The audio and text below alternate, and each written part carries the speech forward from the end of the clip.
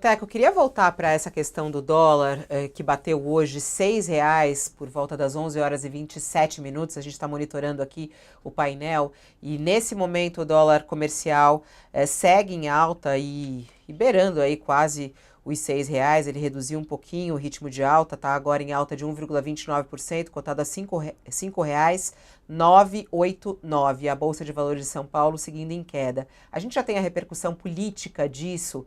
O ministro Rui Costa falou a respeito dessa reação do mercado financeiro ao pacote anunciado por Fernando Haddad. Vamos ouvir o que o ministro disse.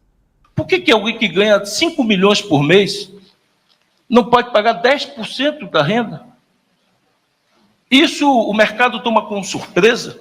Alguém que ganha 10 milhões por mês ou por ano não pode pagar 10% de contribuição para o país, tem que usar o que se chama de engenharia tributária para buscar brechas na lei e não pagar nada contra aquele que ganha um assalariado.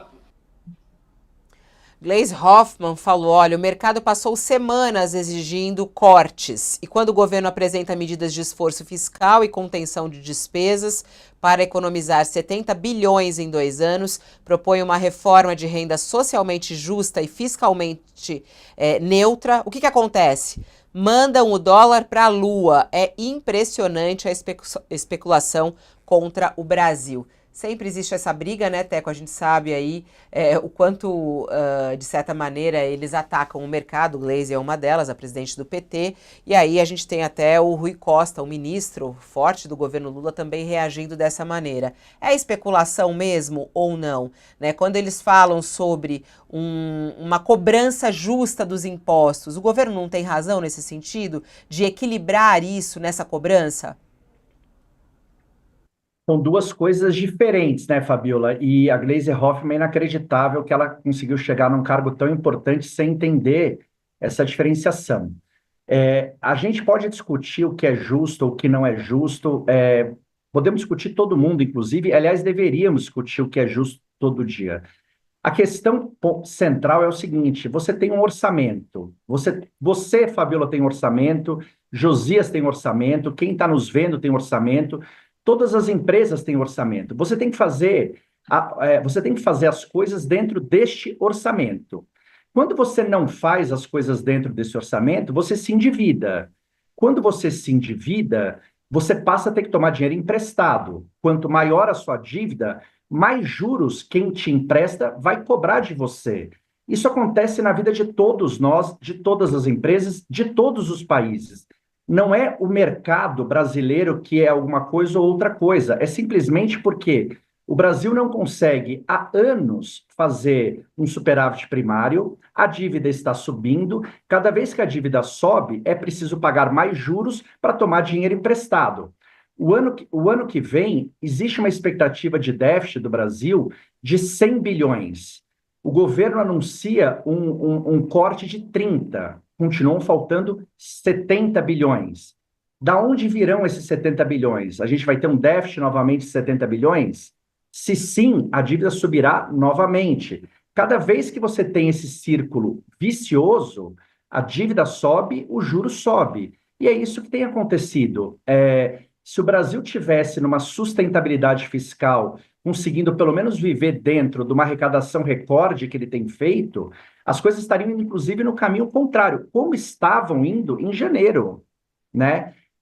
As coisas pioraram muito de março para cá, quando ficou claro que o governo ia continuar pisando no acelerador e ia forçar o Banco Central a subir juros. E a gente está nesse movimento até hoje. E se isso não for desfeito, não vai parar, porque é assim que funciona a vida de todos nós.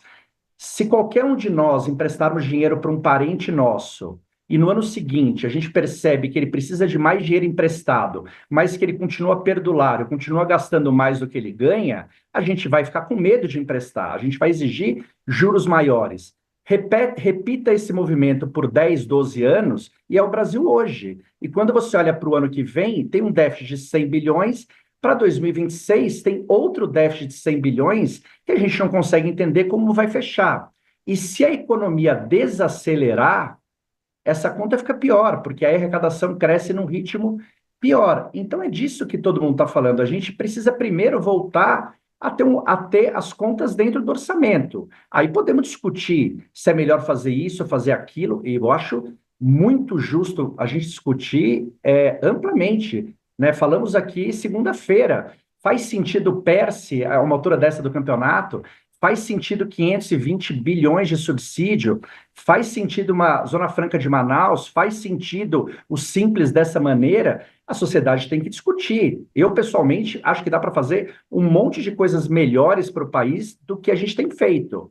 Mas a pior opção de todas é não mexer no que está errado e aumentar o gasto sob o discurso de que vai ajudar as pessoas, porque vai ajudar num primeiro momento, mas o que você vai colher para o país todo é mais inflação, mais juro alto e menos crescimento. E isso lá na frente não vai ficar claro que foi por conta desse desajuste que a gente tem feito hoje.